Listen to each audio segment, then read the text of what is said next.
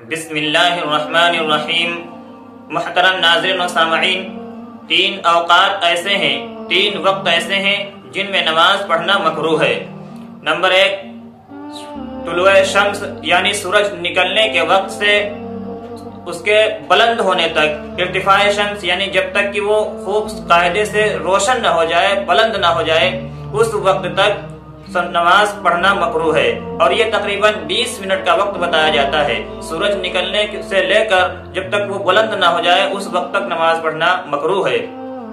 اور دوسرا وقت زوال کا وقت۔ زوال کا وقت کہا جاتا ہے کہ جس وقت سورج بالکل سیدھے آسمان پر ہوتا ہے، یعنی جب وہ پورب کی جانب سے نکلتا ہے اور پچھم کی جانب چلتا ہے تو بیچ میں ایک ایسا وقت آتا ہے جب بالکل سیدھے آسمان پر وہ سورج رکتا ہے۔